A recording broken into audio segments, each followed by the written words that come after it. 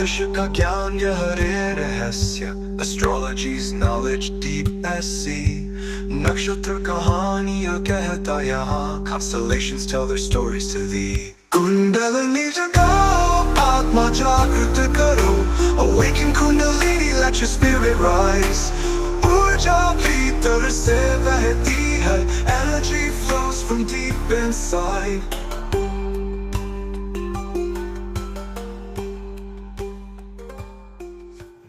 Happy St. Patrick's Day and welcome to the Quicksilver Astrology Weekly Horoscope. And this will actually end up being a kind of a two-parter. We're trying to catch up with YouTube. YouTube's been kind of doing some quirky things where I'm finding that it's posting almost a full week later, at least in terms of giving people notifications.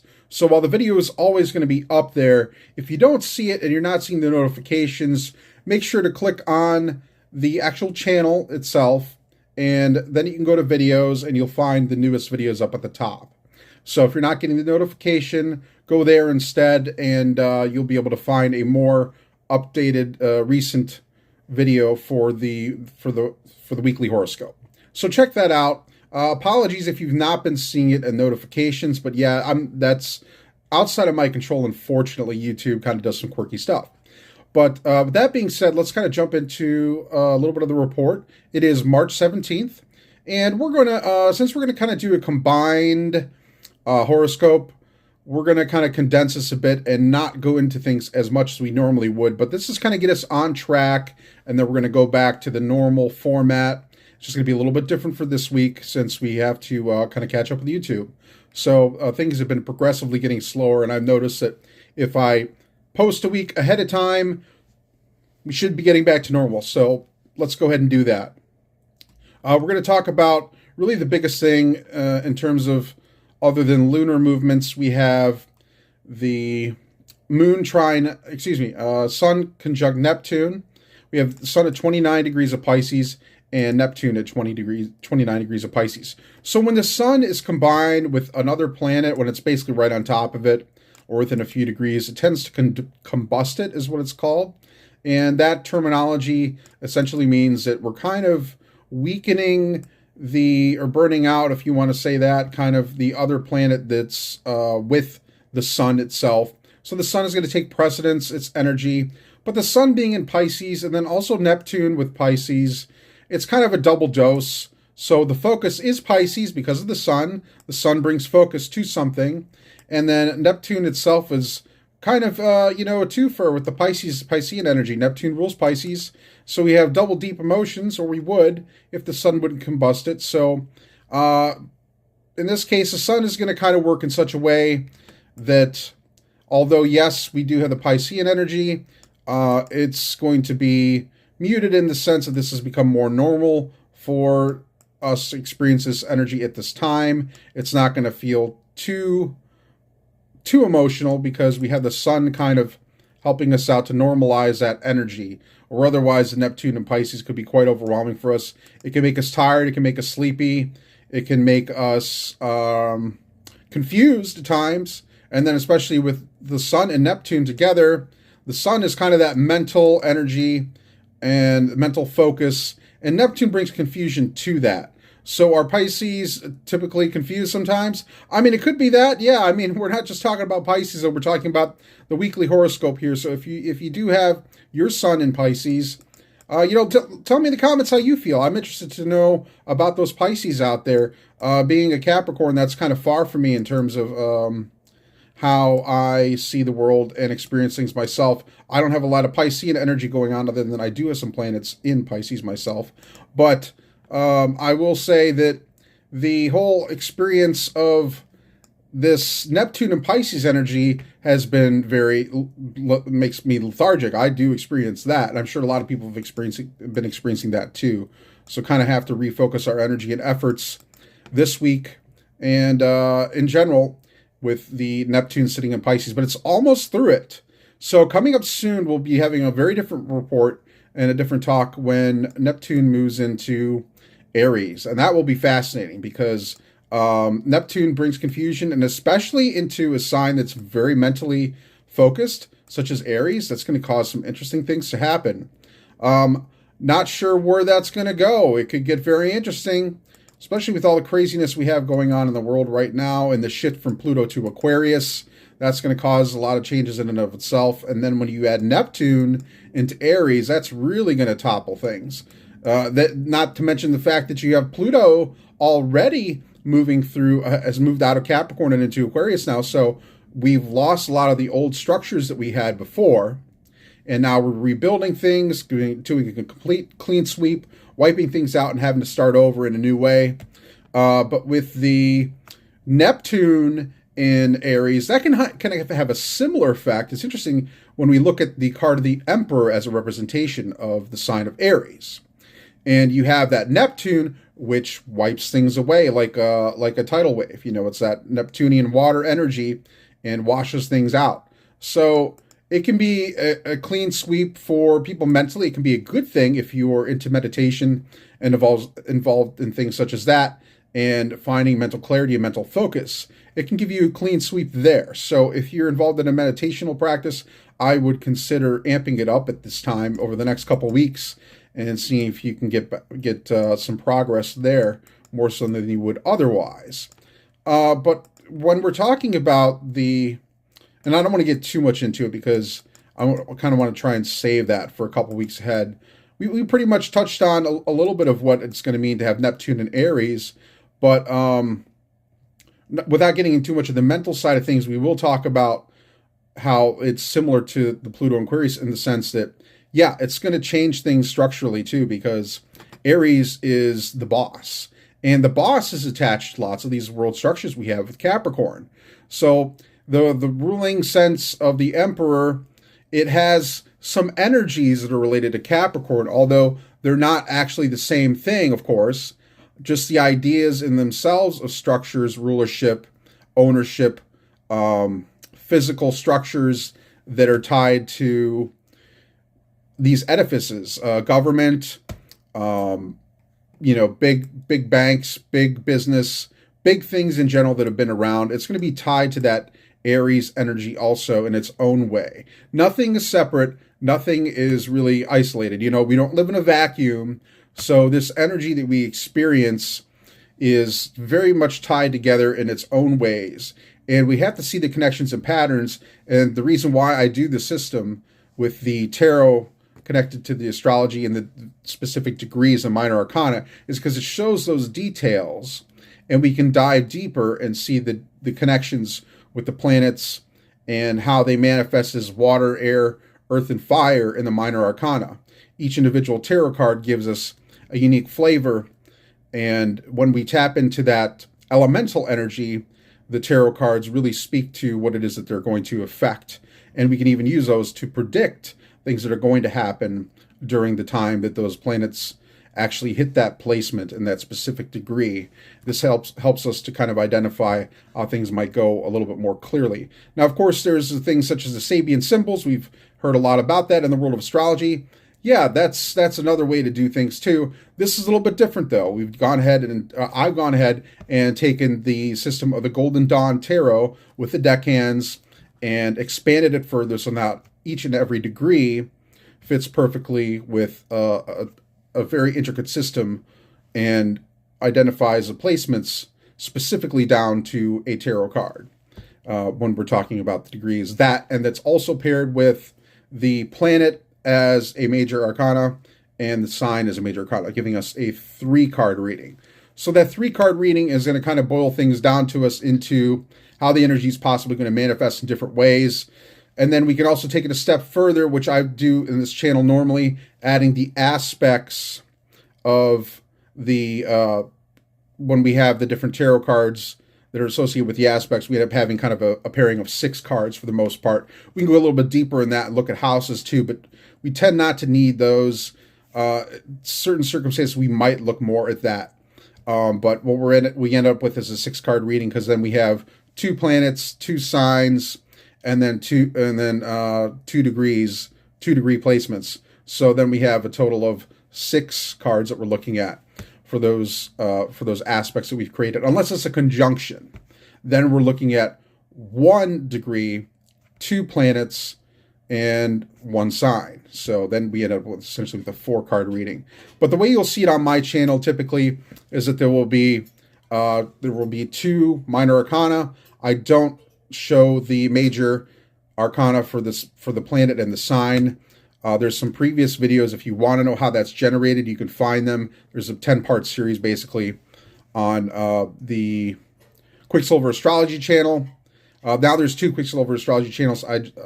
Since we're updating things and doing things a little bit differently now, I will let you know that there are actually 2 channels. My older one, which I just gone ahead and named it the same thing, so you can find it easily. And then there's another channel I have also under the same name, but it's a much newer channel. So we're going to kind of use both going forward. And now that we've talked a little bit about the system, like I said, you're going to have to kind of understand that I will also mention the planet and the sign when we do these aspects, but you'll just typically see the minor arcana on the charts, although you have to also understand the associations that go with the major arcana in order to get the full reading. But I will just go ahead and give that to you when I do the weekly horoscope interpretation. Okay, so we covered the Sun conjunct Neptune. We've talked about how Neptune is going to be moving into Aries soon and how that's going to change things structurally, along with our already Pluto having moved from Capricorn to Aquarius. So those are a lot of the major changes that are still taking place and still affecting us deeply. And we're going to start to feel those for sure with the Sun conjunct Neptune and Pisces. And not as much, but we're still going to feel it. And it's going to become a focus for us. Kind of our feelings, getting clarity on them, how to work on them and deal with them in different ways. And then the 10 of Cups is actually what's going to be generated from this conjunction at that 29 degrees of Pisces. So when you're looking at the 10 of Cups, it is a sign of happiness. You know, we have the rainbow up above. We have the whole family. The kids are playing. The wife and the husband are looking out over the horizon. It looks wonderful. It looks lovely. They're all together enjoying themselves. So hopes and manifestations of those hopes, dreams, the best of all worlds. It can be a great time and a great experience of energy and personal beauty, personal satisfaction. It can definitely be that. So enjoy the energy while you can, while it may be muted a little bit because the sun, if you're a sun in Pisces, you know, that's going to be what you're used to. You know, you might, if you have your sun at 29 degrees of Pisces, you could be a happy person in general. Hey, it could definitely be that. And maybe you're used to having your dreams fulfilled. That would be nice, wouldn't it? But so we can take that time. And because the sun is going to be there, if you're involved in, you know, angelic magic, it's a good time for manifestation. If you want to work that angle, you know, the Solomonic arts, if you're into that, the sun in Pisces at 29 degrees is a great time for manifestation. So 2 days from now on the 19th at 7:24 p.m., it will be sitting there with Neptune. Okay, on March 22nd, we have Sun conjunct Venus. Venus is still retrograde. Sun at 2 degrees of Aries and Venus at 2 degrees of Aries. So with those, we end up having a double whammy here, okay, of the Four of Wands. And the Four of Wands, though, in the upright is going to be a great card. It's going to be us wanting to move forward, get things done, move to the finish line, be a great leader, be someone that others want to be around and follow, basically to be successful. You become that leader and you become successful, especially with the Aries energy. They're the big boss. So the Aries with the Four of Wands is always a great combination if you have that in your chart. It's a great time to get the job done for sure. Not only that, but yeah, you're the big boss, the leader, the one who carries everyone. You just carry everyone basically when you're this type of boss. And then the Venus at 2 degrees, giving us the same card, but in the reverse in this case because of the retrograde. And with that retrograde, people are going to be experiencing kind of the opposite, though. All right, so yeah, maybe a leader, but at the same time, one that others might not be so happy to follow because maybe you're a little bit selfish with that Venus in retrograde, the reversed Empress card of the major arcana. Okay, so that's not necessarily good. However, with this combination together, the Aries energy is going to prevail, being the fact that the sun is going to combust the Venus. So you'll actually end up being a better leader this time because of this conjunction. If you're not a great leader and you take more of this Venus energy with you right now, then actually, in this case, though, it's going to be weakened with that sun because the sun is going to combust the Venus energy. So although it's retrograde, it's not going to be as noticeable, and you're going to actually become better for it, I would say, with this combination here.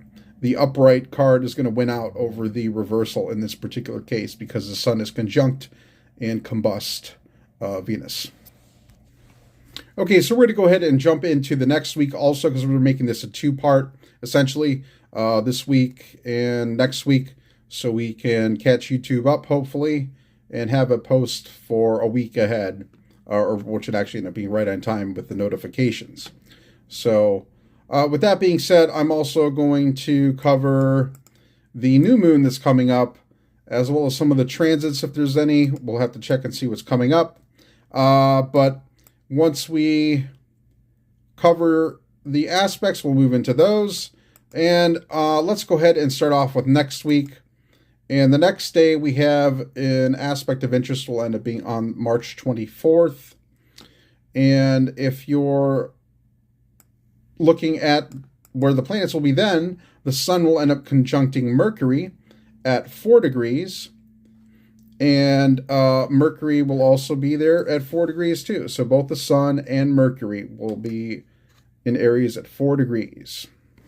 Okay, so before we go forward, I actually ended up misspeaking a little bit with the 4 of Wands versus the 6 of Wands. So 6 of Wands is actually what I meant to say in terms of the meaning of the card before. So in terms of leaders and having others follow you. However, the 4 is also a finish line, but it is actually kind of like a celebration or rite of passage too.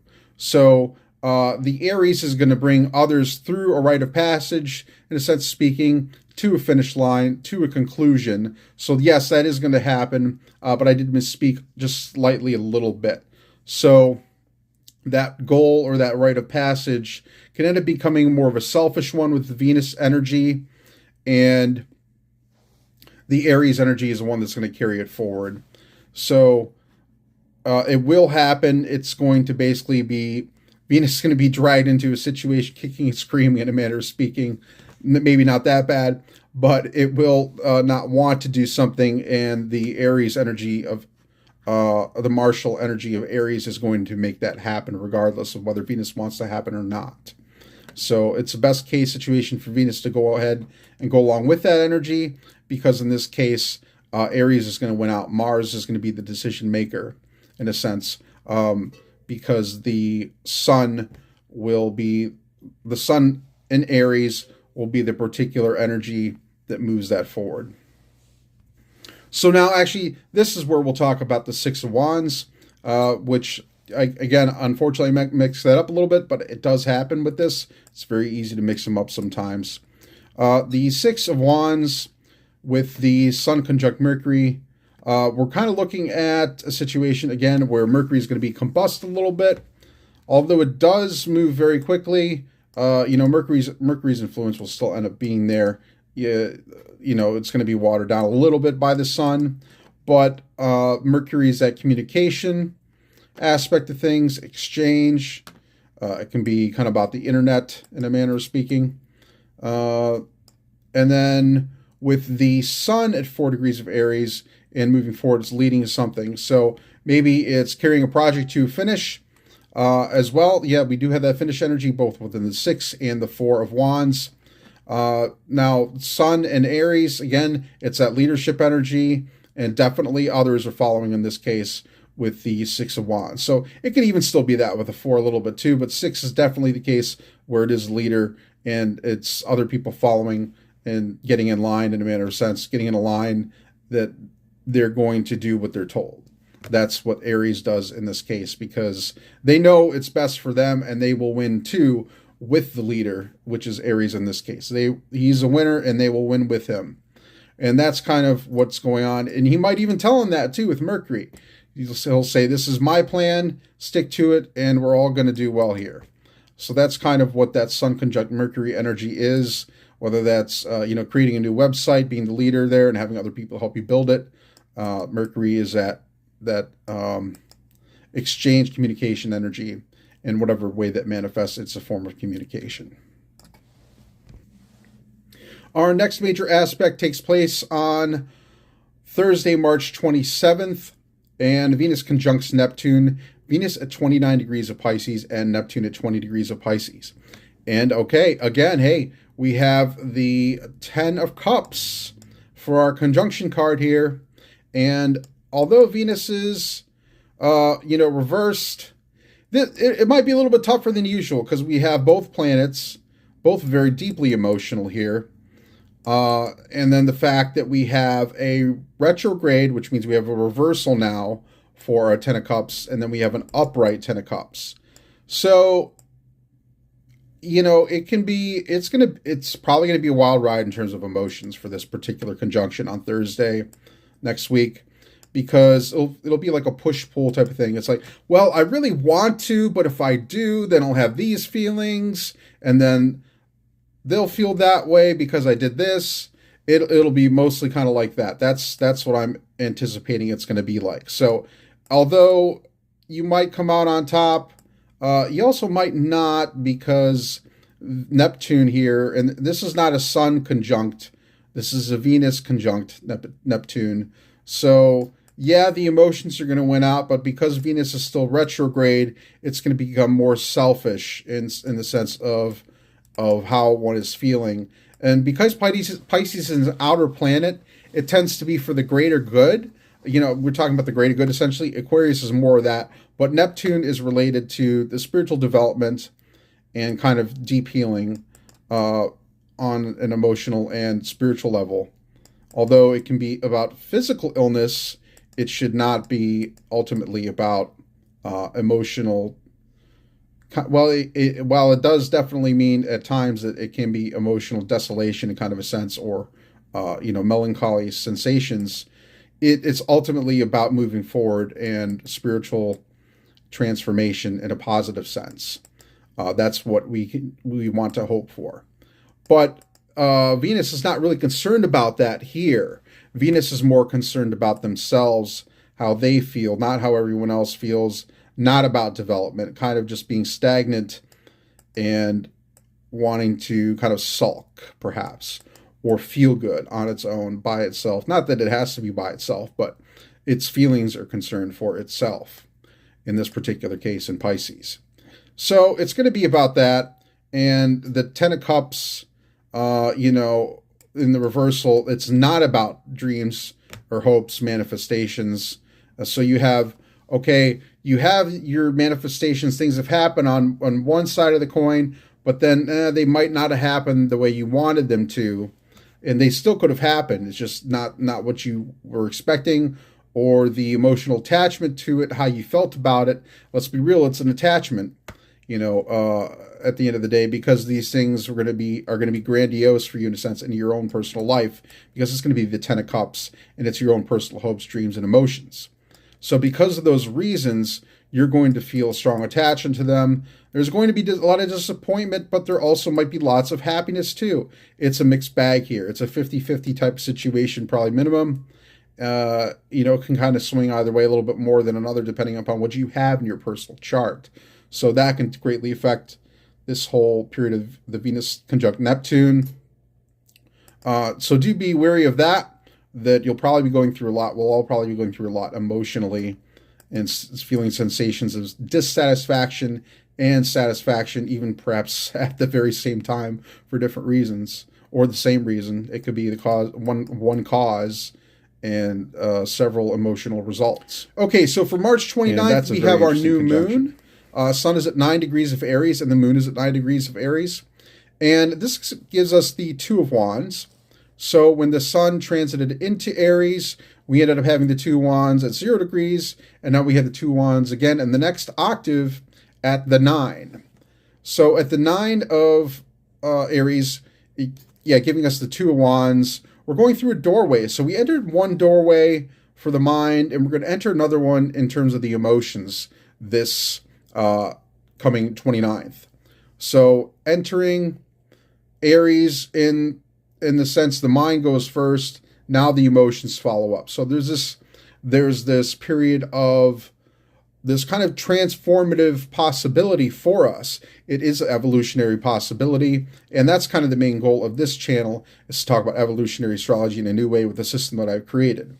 But when we look at this octave system, because it goes in terms of the decans, you have the first 10 degrees, 0 to 9, and then you pick it up at 10, and then you're at the end of the degree by the 20, or the end of the sign by the 29th degree. So you have each decan is divided into 10 degrees. And so for each of those decans, we also call them an octave in this particular system. And the numbers repeat. It's a repeating system. It's an ordinal system. It goes to 0 through 9. But the cards themselves, the minor arcana, only go from 2 to 10. We do not include the aces. And there's a reason for that, because this is one of the reasons is it's a continual system. It continuously moves on. There is no actual beginning. It's kind of a cycle of eternity.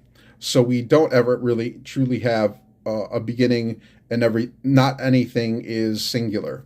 That's also very important to look at in this system too, because again, we talked about that before a little bit, where we don't live in a vacuum and nothing stands alone by itself. So there never really was a beginning. So in this sense that everything's a continuation of something else. Everything has been affected by the energy that came before it, laying the path for the next stage of this energy to continue on in the cycle of eternity. And that's another theme that we get into in the system. We look at patterns of what we call recurrence. And if you're familiar with the system of G.I. Gurdjieff, this is very much integrated into the practice. And the system of recurrence in astrology with tarot is very interesting, and how it can be utilized in this system when we look at the different positions that the planetary placements can fall on in this chart. You can see several of the same card, actually. And that'll happen, of course, because it does repeat at least 3 times in these 3 different decans of each particular sign. So we can have a 2 of swords, a 2 of swords, a 2 of swords in an air sign. If it's an earth sign, we can have the 4 of pentacles, a 4 of pentacles, a 4 of pentacles, and you can have one of those in each each decan of the sign. So if it's a Capricorn and we have the 4 of pentacles 3 times, we have 3 different planets, or we might have, the north or south node, whatever it is. We might have our midheaven, our rising sign, whatever. We might have something fall on those degrees, but they are patterns of recurrence that we look at in the system. That's what we start to develop this evolutionary understanding of our astrological chart, our natal chart. But that's included in the channel, in the video I already put up. It's a 10-part series roughly on how to look at this system, how to utilize the system.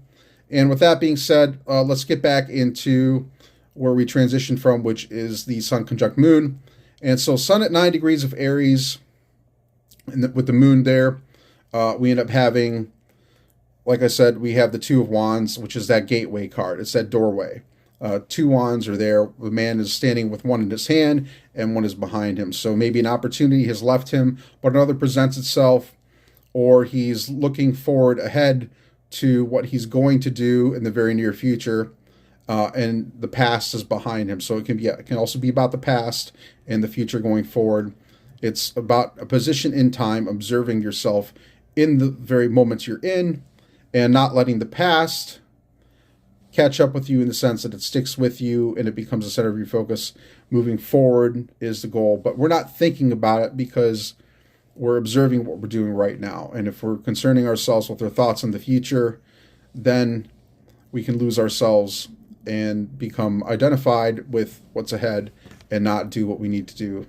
It's a possibility for us to evolve, but we need to look at the opportunities to present themselves, and this is one of those cases. Since we've had the previous door open for us with the sun, now we're looking at the moon with its with the new moon in Aries as well. So sun went into Aries. Now we have the new moon in Aries.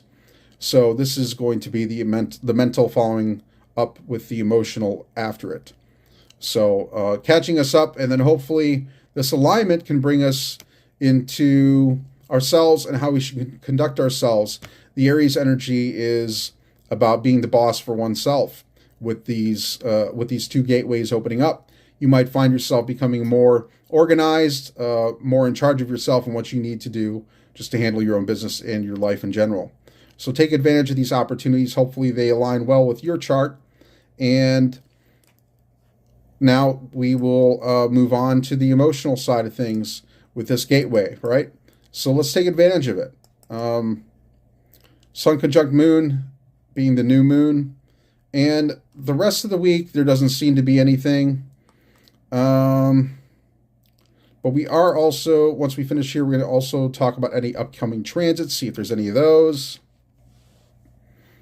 Okay, so the 29th and the 30th after that new moon on the 29th, there really isn't anything else happening aspect-wise. So we're going to go ahead and move on to our upcoming transits.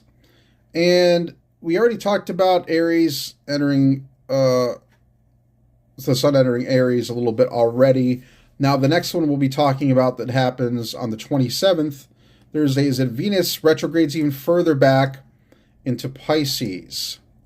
So that will be interesting as well. It'll be more about those deeper emotions. We already talked about the other aspects that were created with Venus and Neptune together in Pisces. So that whole experience, what I was talking about, the push-pull between the emotions, that's kind of how things are going to start off for us with that.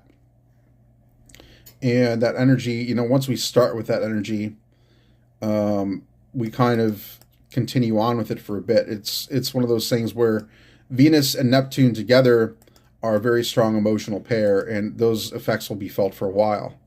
And so now that we're also going through this gateway with the new moon happening in Aries with the Two of Wands, we have that also that emotional energy coming through too for us. So we're probably going to feel this in a very this is definitely a very Pluto and Aquarius type of thing too. Although this is not the aspect we're looking at, the theme is definitely there. It's very deeply transformational for us from a physical level and a very self-centered level to an empathetic level. When we go from Capricorn to Aquarius, our internal focus shifts externally.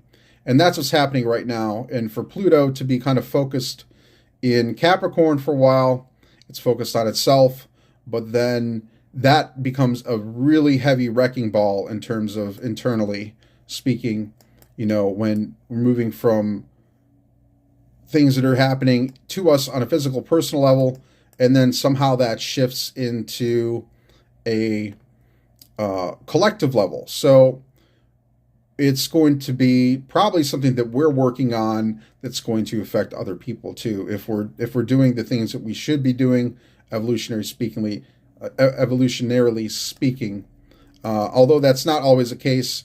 We don't always have to be doing things for other people, but that can happen also as a secondary or tertiary or whatever the case is after the fact of what we're doing. There can be kind of widespread effects because of the things we do.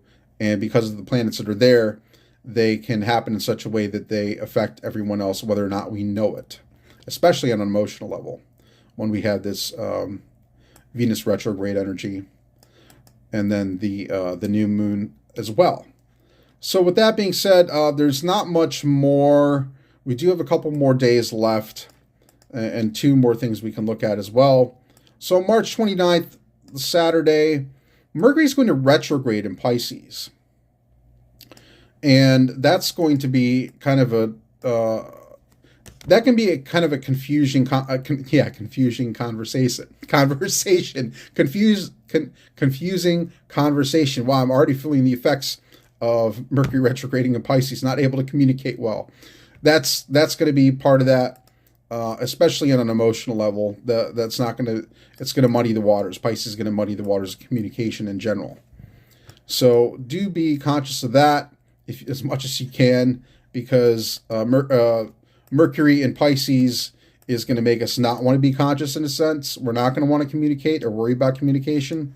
So we'll become kind of focused probably on just ourselves for a while, and the communication will kind of go the other way. Pisces will want to sink into itself in a sense. And so we might spend more time observing our own emotions and not so much worrying about things that are going on outside of us.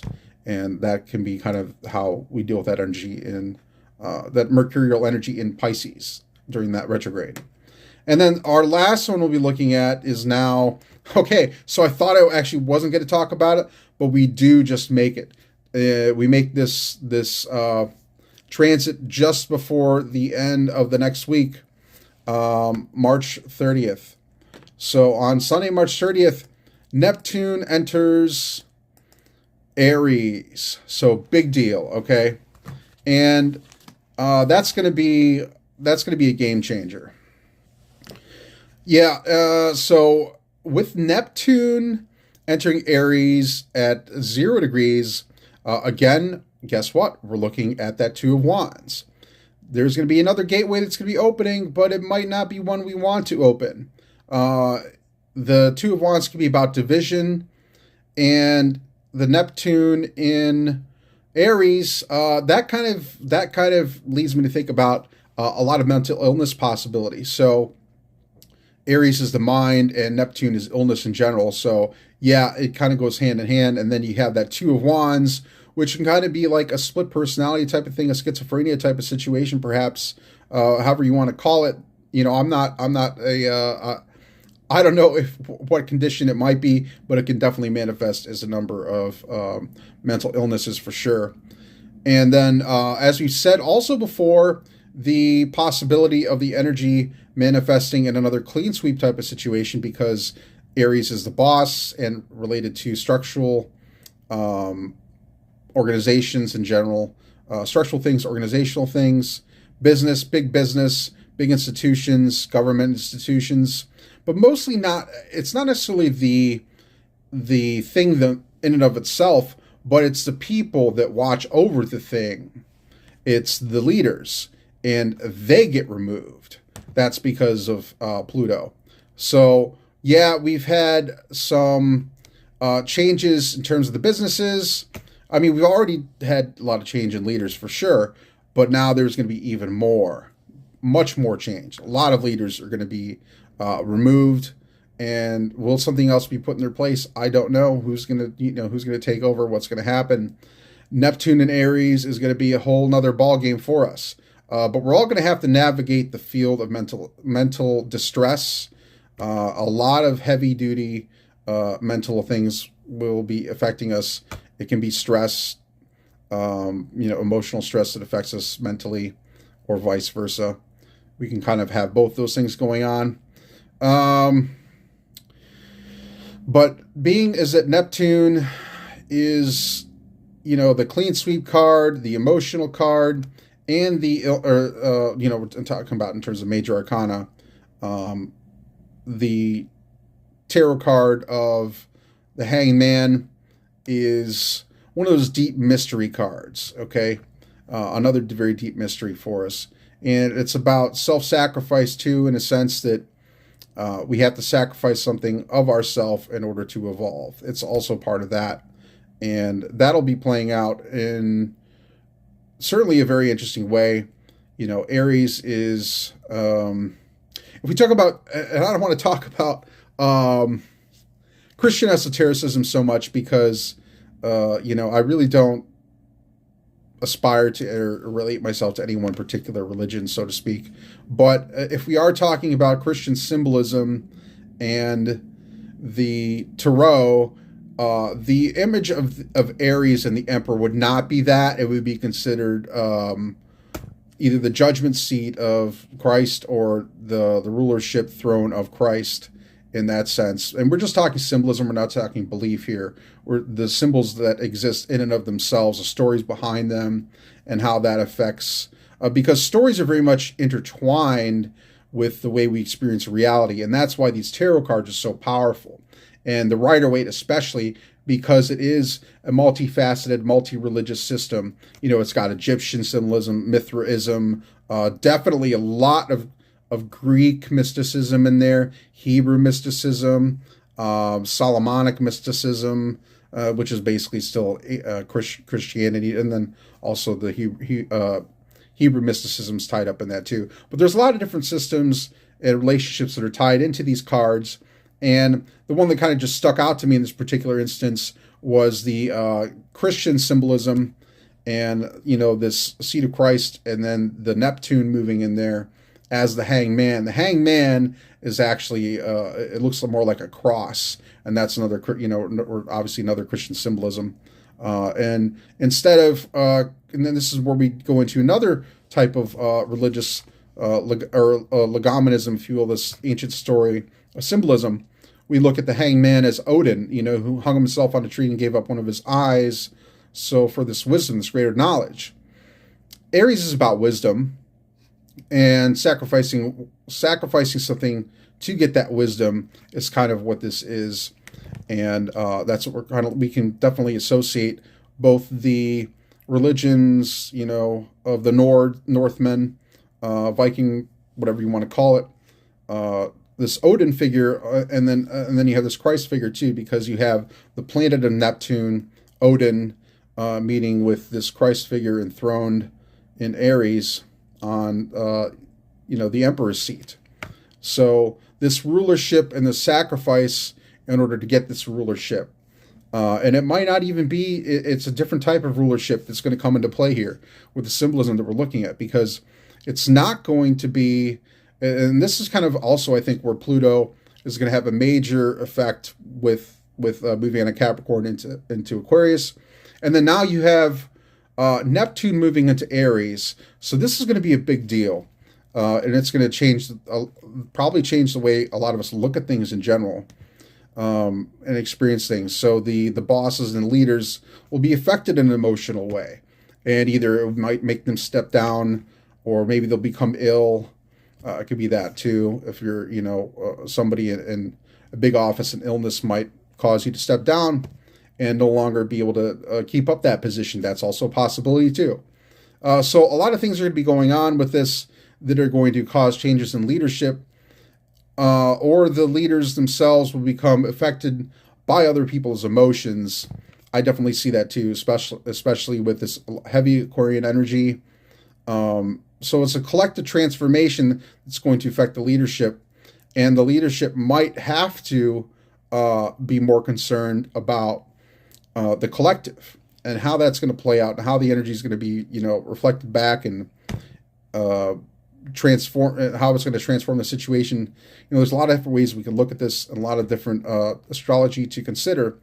But the fact is, I do believe that this will happen in some way, and hopefully it's for the better. Either that, or it could just be a situation where everyone just gets tired of everything, which might happen anyways before we get to the next level. But Pluto is going to carry us through one way or another, and it's going to be good for us at the end of the day, however we get there, as painful as it might be. And that's something to remember, is that no matter what we're going through right now, Pluto is going to help drag us through it and get out the other end in a better way. As long as we can contribute to the effort ourselves and not let things happen to us, you know, we have to take charge on a certain level. And if we are honest with ourselves and telling ourselves we're really making the efforts to do what we need to do, then that's what's going to carry us forward and get us through the other side better than where we started.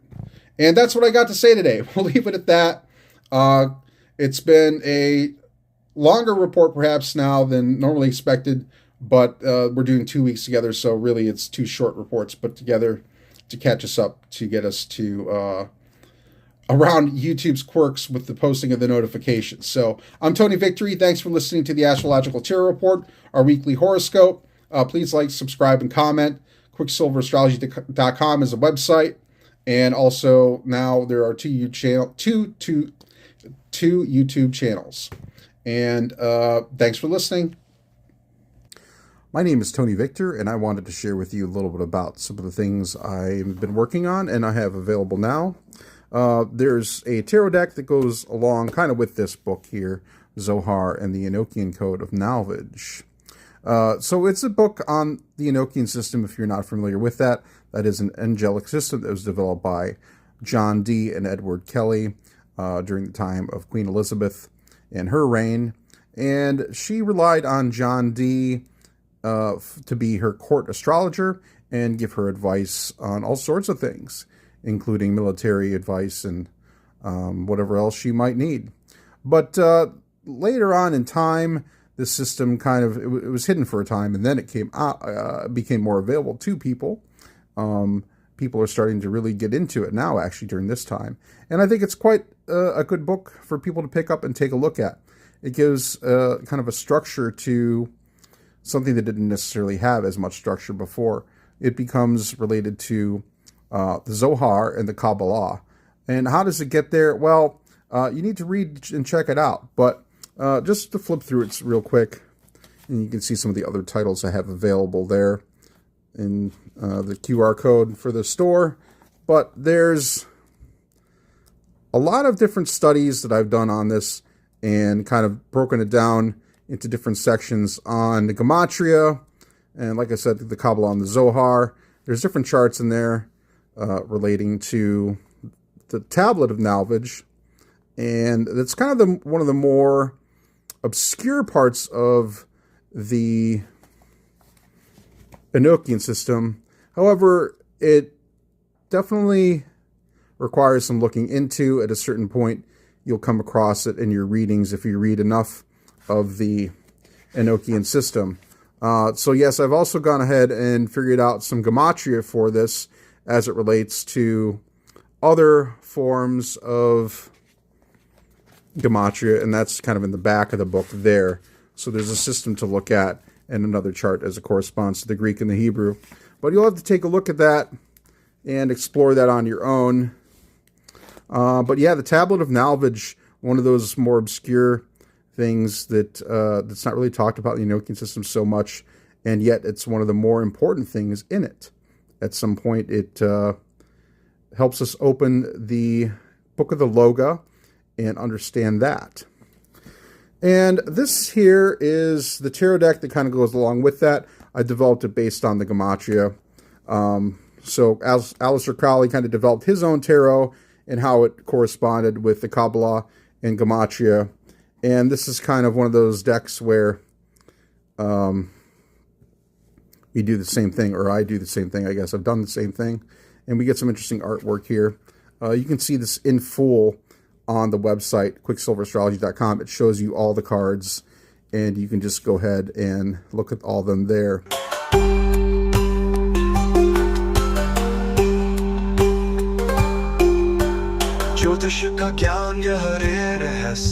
Astrology's knowledge deep as sea. Nakshatra kahaniyan kehta yahan. Constellations tell their stories to thee. Kundalini jagao, Atma jagrita karo. Awaken Kundalini, let your spirit rise. Urja bhitar se vehti hai.